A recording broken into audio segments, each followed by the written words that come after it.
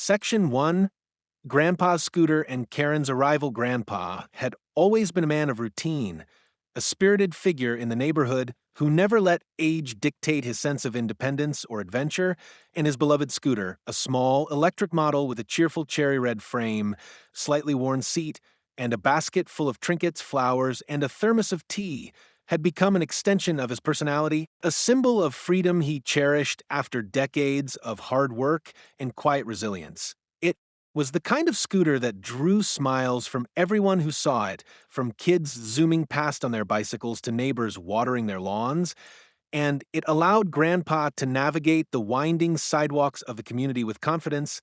greeting everyone by name, waving his cane when he passed, and occasionally letting out a hearty laugh at some joke, only he seemed to remember, embodying a joyful spirit that was impossible to ignore. But, of course, in every idyllic neighborhood, there is always someone who mistakes personal joy for a violation of invisible rules, and in our story, that person was none other than HOA Karen, a woman whose sense of propriety was so rigid that even the chirping of birds in a neighbor's yard could be labeled a disturbance if it didn't align with her idea of order, and who had spent months secretly building a dossier of complaints about Grandpa, citing everything from a slight squeak in. His scooters wheeled to the fact that it was too flashy for the aesthetic standards of the community, which she insisted were universal truths despite no one ever having seen them codified. Karen arrived one sunny morning, clipboard in hand, wearing a blazer that seemed far too stiff for the summer heat and sunglasses that hid her eyes but could not conceal the intensity of her judgmental glare, marching up the driveway with a sense of righteous purpose, determined to confront Grandpa and demand that he remove or surrender the scooter immediately, claiming it was unsafe, unsightly, and against the HOA's mysterious, unwritten regulations. She imagined herself delivering a final, decisive blow that would bend him to her will, unaware that Grandpa, a man who had faced storms, losses, and life's unpredictable turns with a steady gaze and a quick wit, was not about to surrender to petty tyranny. Grandpa, wearing his favorite tweed cap and a striped sweater that smelled faintly of pipe tobacco and old books, was leaning on his scooter in the driveway, polishing the handlebar and humming an old tune that had been a favorite of his wife's before she passed, completely unbothered by Karen's approach, and when she finally cleared her throat and spoke, her voice sharp and precise like a scalpel, demanding that he remove the scooter immediately, Grandpa looked up calmly, his eyes twinkling with quiet mischief and decades of wisdom, and said softly, "Now, Karen, what do you suppose I should do? This scooter has carried me safely past every corner of this neighborhood, and it's seen me through more sunsets than your clipboard has pages." That single sentence, delivered with a gentle grin, seemed to annoy Karen more than anything else in the world. She had prepared speeches, threats, and a long list of alleged violations,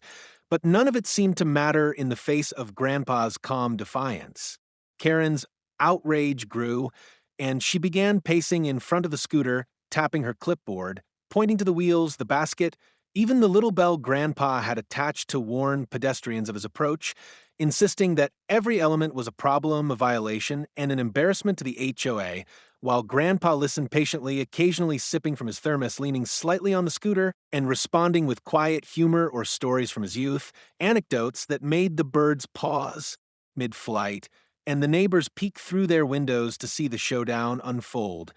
He recalled times when he had built tree houses for his grandchildren, rescued a neighbor's cat from a roof, and even once saved a lost dog from a river, subtly reminding Karen that real courage, real value, and real community service are measured not by clipboards but by action, love, and resilience, and that the scooter, small though it may be, represented a lifetime of self-reliance and dignity that no petty rules could diminish. Karen, convinced that intimidation was the only way to succeed, raised her voice, attempted to call the HOA board via speakerphone in front of Grandpa, and even hinted at fines, towing, and further consequences, but her words fell flat.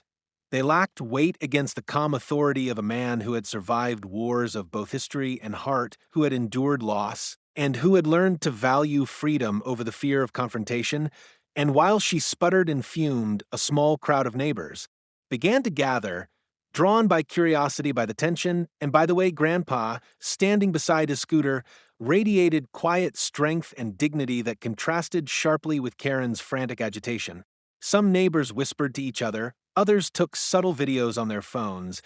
and a few of the more outspoken residents began to offer polite but firm words of support, noting that the scooter was harmless, that Grandpa was safe, and that Karen's complaints were, in fact, ridiculous, a sentiment that seemed to infuriate her even further as she realized the crowd was not siding with her, but rather with the man she had come to intimidate. Grandpa, noticing the growing audience, simply adjusted his cap, winked at a couple of children peeking from behind their bicycles, and continued to polish the handlebar, humming a tune that seemed to fill the entire street with warmth and light, as if the scooter itself were an emblem of resistance, freedom, and the quiet power of one individual standing firmly in the face of irrational authority. Karen, growing desperate, tried to escalate, claiming she would call law enforcement, insist on towing, or even block Grandpa's access to the sidewalk, but before she could act, a siren echoed in the distance. A distant wail at first, growing louder with each passing second,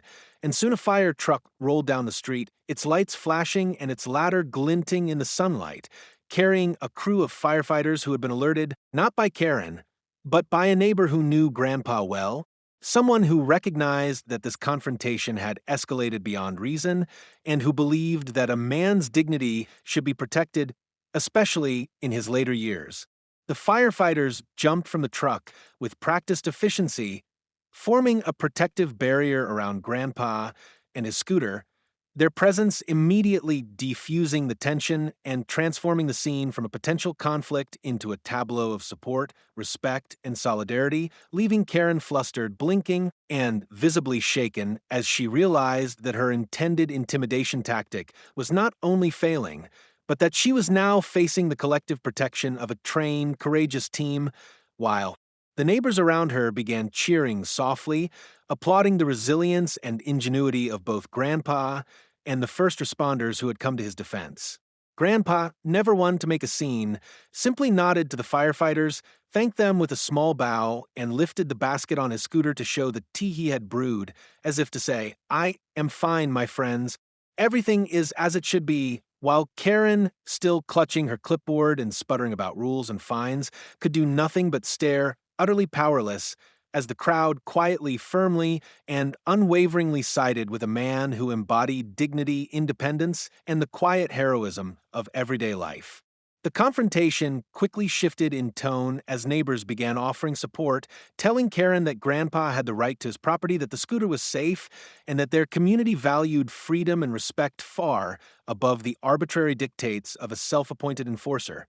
By the time Karen realized the scale of her failure, she was surrounded not only by witnesses but by an unspoken wall of solidarity, a network of people who had collectively decided that no one, especially not an elderly man with a lifetime of achievements, would be bullied by petty obsession, and that the scooter, small as it was, symbolized something much larger: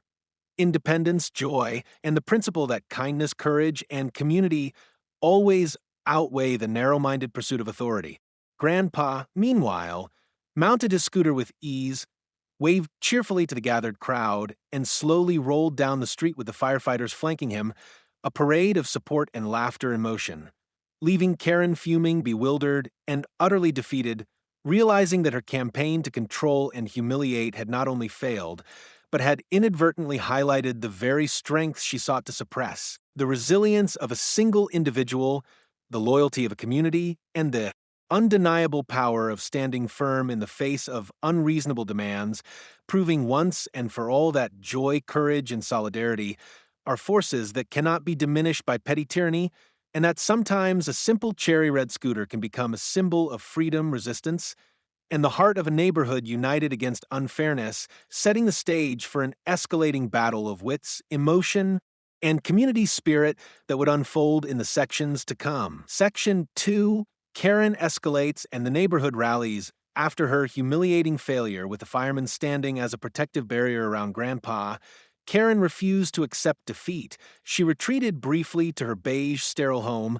muttering under her breath about lawful authority and community standards, but inside, she was plotting, her mind, a whirlwind of schemes that range from filing excessive complaints to attempting to intimidate Grandpa with late-night visits or official letters dripping with bureaucratic jargon.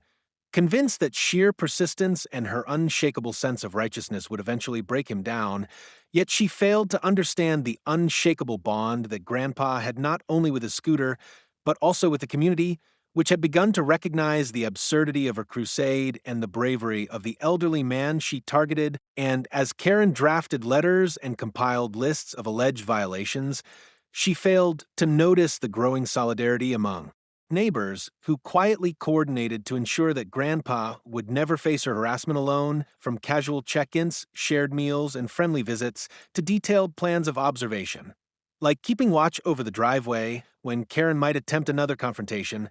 and even small gestures like placing decorative flags and painted stones around the scooter to signal support and love, transforming what she intended as fear tactics into symbols of resilience and community protection. That very weekend, Karen attempted her first escalation. She showed up at Grandpa's driveway with a small entourage of HOA board members she had persuaded to inspect the scooter, armed with clipboards, measuring tapes, and solemn expressions, prepared to deliver a lecture that would end with her triumphantly declaring the scooter in violation and demanding its removal. But as she approached, she found herself confronted not by a single man, vulnerable and elderly, but by a crowd of neighbors who had gathered silently but deliberately, holding flowers, waving banners that read, "Scooters bring joy and respect our elders," and offering friendly but firm words like, "He's been riding safely for years," or "Your obsession isn't welcome here," while Grandpa, perched atop his cherry red scooter, simply adjusted his tweed cap, winked at the children in the crowd, and sipped his thermos of tea, radiating calm defiance that made Karen's words sound shrill and childish in comparison. And as she sputtered and gestured, trying to regain control, a teenager in the front row held up a handmade sign that read, "Karen, grow up," prompting muffled laughter from the crowd and forcing her to pause, blink, and reconsider, for the illusion of her authority was crumbling faster than she could understand. Undeterred, Karen escalated further by filing an official complaint with the HOA, citing safety concerns, the scooter's brightness, and the supposed distraction it posed to pedestrians and vehicles alike, sending multiple emails, letters, and even making phone calls in a flurry of righteous indignation. Yet each attempt backfired spectacularly as Grandpa, with the help of neighbors, documented the scooter's safety record, its proper maintenance, and its historical presence in the community, producing testimony from residents who had seen him ride safely for years,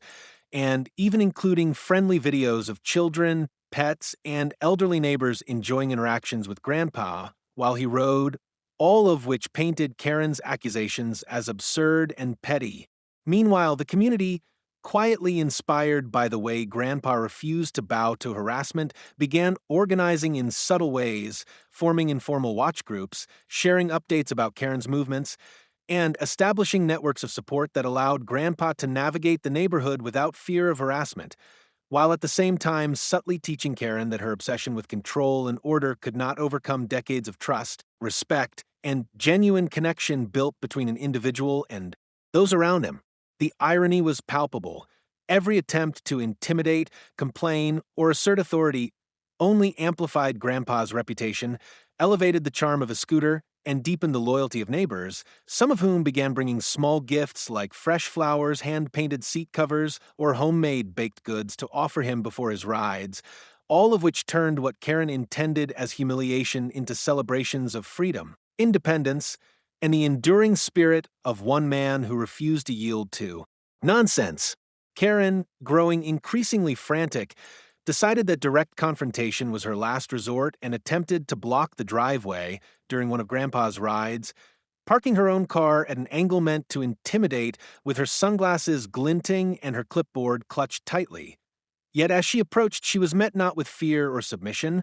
but with a sudden appearance of a few neighborhood kids on bicycles, neighbors with smiles, and the familiar wail of sirens, a prearranged signal that the fire department had agreed to a protective watch, ensuring Grandpa's safety if Karen tried to escalate physically. And when she realized she could not simply order him away without witnesses, she tried yelling threats about towing, fines, and HOA enforcement, only to be drowned out by cheers, applause, and the laughter of residents who were now fully invested in standing up for Grandpa, waving signs like "Scooters are freedom" and "Respect the elders," turning a moment that could have been tense into a festival of support that highlighted the absurdity of Karen's obsession and the power of community unity in the face of pettiness. Grandpa, for his part, remained calm, sipping tea from his thermos, adjusting his tweed cap, and offering gentle smiles to neighbors and passers-by, demonstrating that courage, dignity, and quiet confidence often speak louder than the shrillest complaints.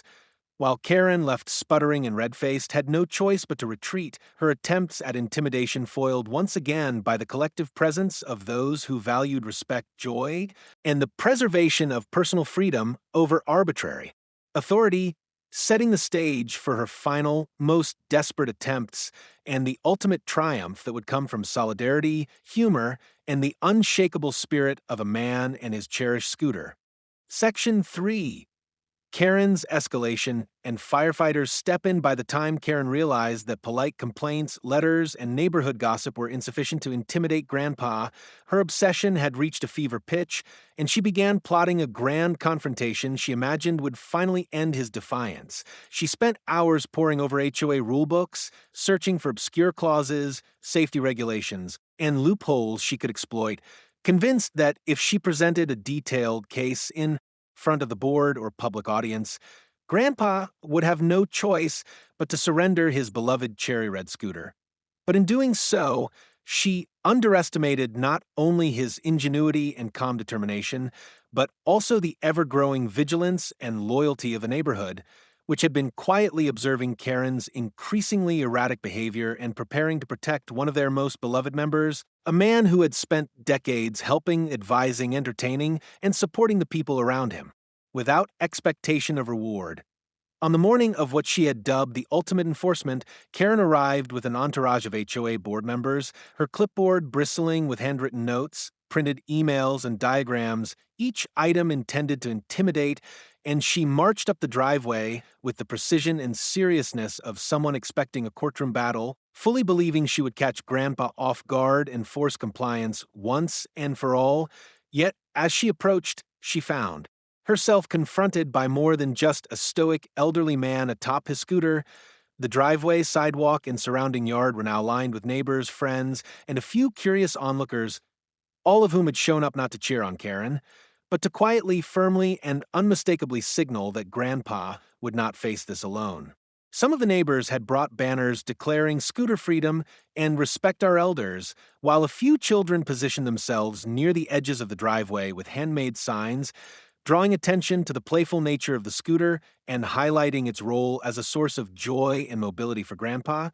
And just as Karen began to sputter her rehearsed lecture about safety violations and HOA authority, the unmistakable wail of a fire truck siren echoed down the street, growing louder with each passing second, and within moments, a crew of firefighters arrived, sliding down ladders and stepping into the street with confident professional ease, forming a protective perimeter around Grandpa and his scooter that transformed the confrontation from one of potential intimidation into a visual, undeniable display of solidarity, protection, and community support. Karen froze,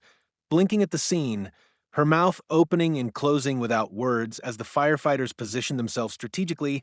ensuring that she could not approach the scooter without explanation, and even before anyone spoke, their presence alone sent a clear message.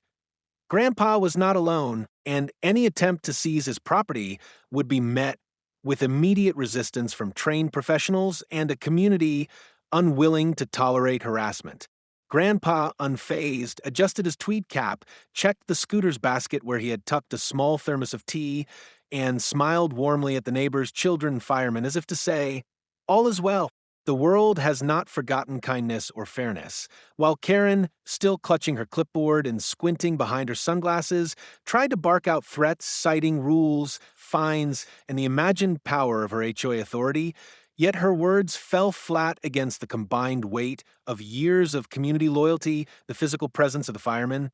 and the undeniable right of a man to enjoy his own property in peace. The children waved their signs and shouted playful encouragements like "Ride, Grandpa, ride," and "Scooters are awesome," while neighbors cheered quietly, creating an atmosphere of celebration rather than confrontation. And even the firefighters, though professional and serious, allowed themselves subtle smiles, acknowledging the absurdity of Karen's crusade and the resilience of the man they were protecting, a contrast that made Karen appear even more frantic, disorganized, and laughably powerless in comparison. Not content with merely standing by, Karen attempted to escalate further, insisting that the firemen enforce some imagined rule or summon law enforcement, but she quickly discovered that the firefighters were there in support of Grandpa, not her. Their captain, a tall man with a kind but authoritative presence,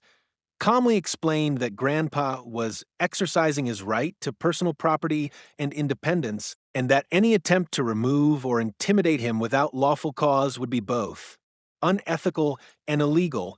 leaving Karen sputtering, flustered, and increasingly desperate as she realized her plan had not only failed but had drawn attention to her obsession and absurdity. She waved her arms, demanded action, and even tried calling the HOA office from her phone, but each effort was countered by calm, firm responses from both the neighbors and the firemen, who positioned themselves to prevent any physical or verbal intimidation,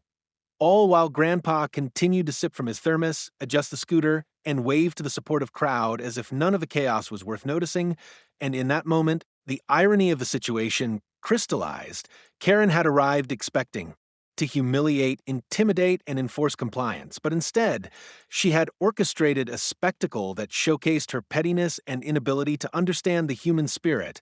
while Grandpa's dignity, independence, and the collective loyalty of a neighborhood stood unshakable, radiant, and victorious. The crowd, now fully engaged, began chanting playful slogans like "Scooter Freedom" and "Grandpa Rules," while Karen's protests became increasingly shrill and attempts to intimidate or manipulate fell flat in the face of overwhelming support. And as the tension mounted, Grandpa slowly mounted the scooter, testing its wheels and brakes with careful precision before giving a gentle nod to the firefighters, who signaled that he was clear to proceed, forming a protective escort as he rolled down the street, his hat slightly tilted, basket in place, and a twinkle in his eye, leaving Karen standing frozen, clutching her clipboard,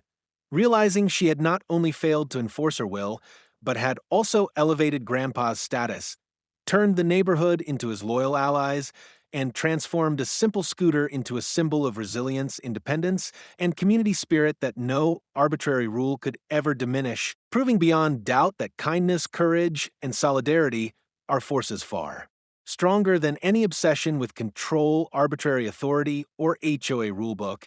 and that sometimes a man and his cherry red scooter, backed by friends, neighbors, and firefighters, can teach lessons far beyond what any rigid, self-righteous enforcer could imagine, setting the stage for Karen's increasingly desperate and humorous attempts in the next chapter of this escalating saga. Section 4. The public showdown and Karen's humiliation. By the time Karen realized that her private attempts to intimidate Grandpa had failed, she escalated her campaign to a dramatic public spectacle, convinced that if she could stage a high-profile confrontation in front of the neighborhood and the HOA board, she would finally humiliate him and assert her authority. But what she didn't anticipate was the unity, loyalty, and sheer creativity of the community that had quietly been forming. Behind Grandpa, a network of neighbors, children, and friends who had not only grown fond of his cherry red scooter, but were now ready to defend him at every turn. On the morning of what Karen dubbed the Grand Scooter Compliance Inspection, she arrived with a small entourage, clipboards, printed documents, and a stern expression, fully expecting gasps of shock, obedient compliance, and the realization of her long-anticipated victory. Yet, as she marched up the street, she was met not by a solitary elderly man, vulnerable to intimidation, but by a parade-like assembly of neighbors holding banners reading "Scooter Freedom," "Respect Grandpa," and "Petty HOA rules can't stop joy," while children wave handmade signs and threw confetti in the air, transforming what she intended as a private enforcement into a public celebration of independence, courage, and community solidarity. And before she could even begin her rehearsed speech, the familiar sound of a fire truck siren sliced through the morning air, signaling the arrival of the same firefighters who had previously protected Grandpa, this time accompanied by additional vehicles and personnel, creating a formidable human barricade around the driveway, and the scooter that left Karen blinking, sputtering, and momentarily speechless for the crowd. The sirens and the flashing lights made clear that her authority was meaningless in the face of collective protection, and her entire campaign now appeared absurdly petty and theatrical to everyone witnessing it. Undeterred, she tried to shout over the growing cheers, insisting that the scooter was unsafe, that it violated HOA rules, and that fines and penalties would be imposed, but her voice was drowned out by a chorus of supportive neighbors who called back playful slogans like "Ride, Grandpa, Ride," and "Scooter Power Forever," while children danced around the edges of the driveway, tossing flowers at the scooter and Grandpa, as if crowning him king of freedom, and even the firefighters, professional, yet subtly amused, stood firm, their presence a silent but powerful reminder that Grandpa was protected, his independence respected,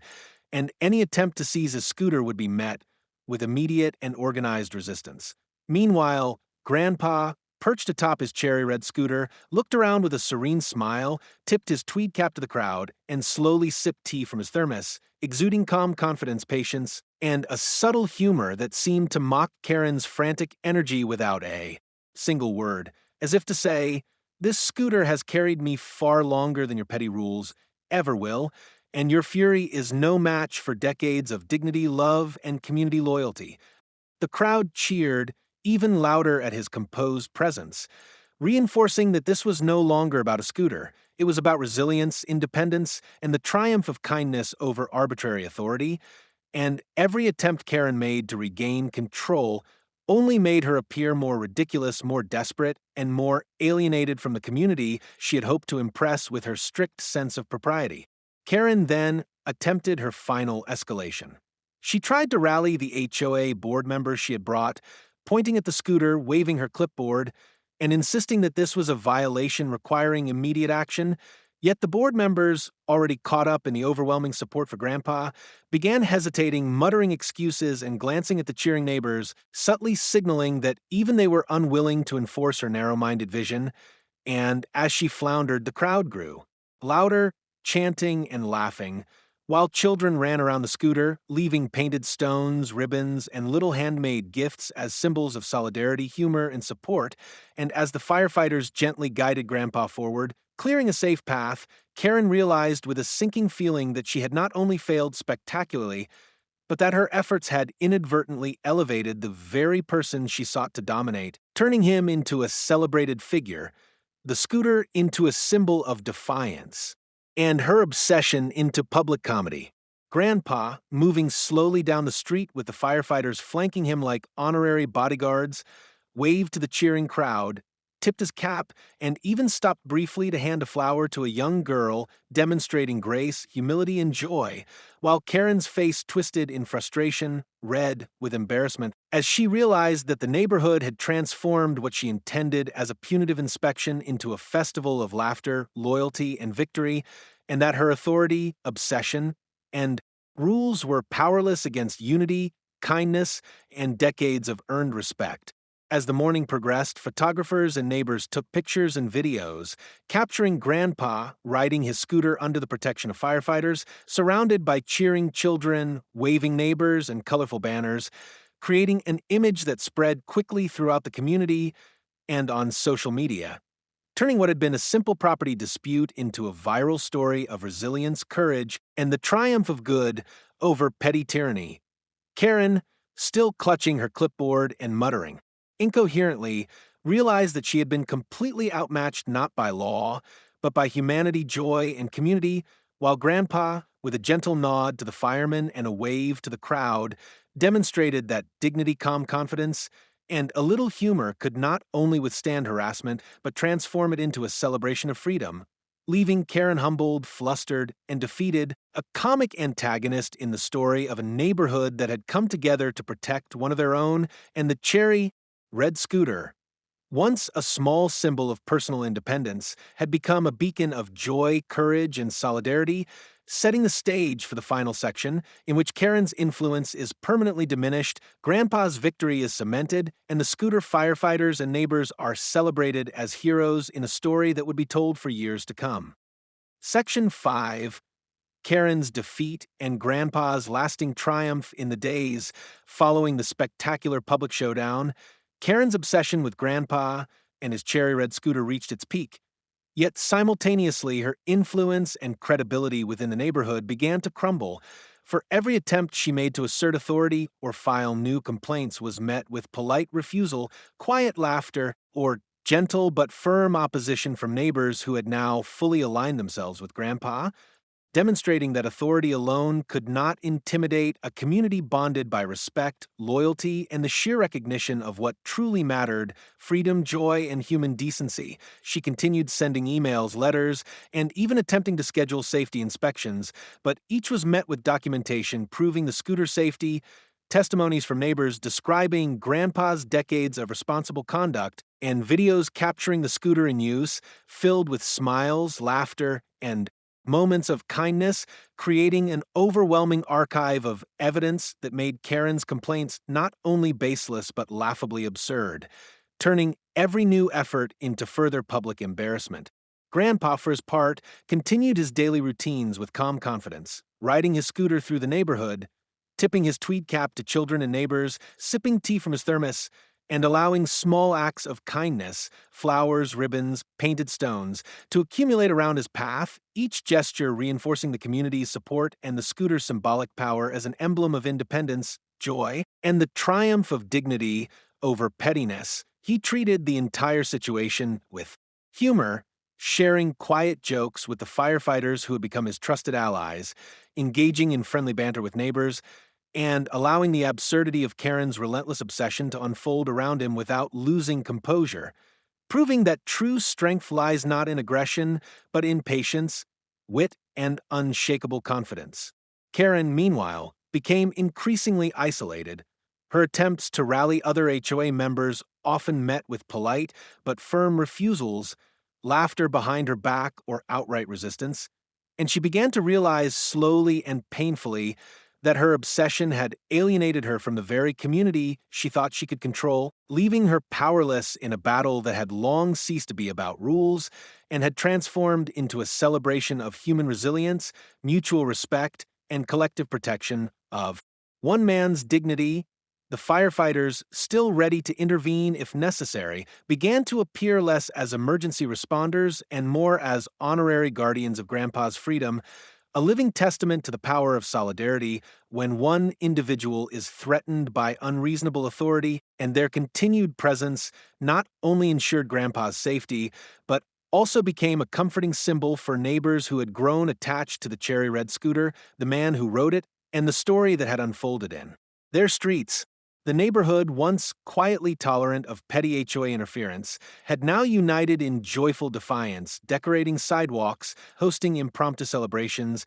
and leaving tokens of appreciation that celebrated Grandpa's courage and the freedom of riding his scooter without fear, turning what had started as a simple harassment into a collective story of victory, laughter, and emotional triumph over arbitrary rules. Children and adults alike would recount tales of Karen's frantic attempts, the firemen standing protectively, the banners waving in the wind, and Grandpa's serene smile atop a scooter, creating a living legend that would endure in neighborhood lore for years, reminding everyone that kindness, courage, and the support of a community are stronger than fear, obsession, or the rigid enforcement of inconsequential rules. As weeks passed, Karen's influence faded completely, her attempts at confrontation becoming minor anecdotes rather than serious threats, while Grandpa's scooter, now adorned with flowers, ribbons, and cheerful decorations, became a permanent symbol of resilience, joy, and independence, celebrated by neighbors young and old, and even local news and social media picked up the story, portraying the elderly man, his cherry red scooter, and the firefighters as heroes who had turned pettiness and obsession into a tale of community triumph, humor, and inspiration.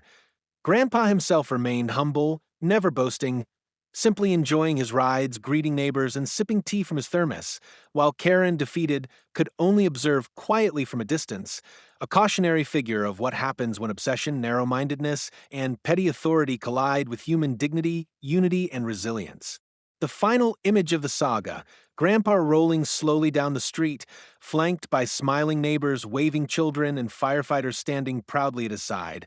captured everything the story had come to represent: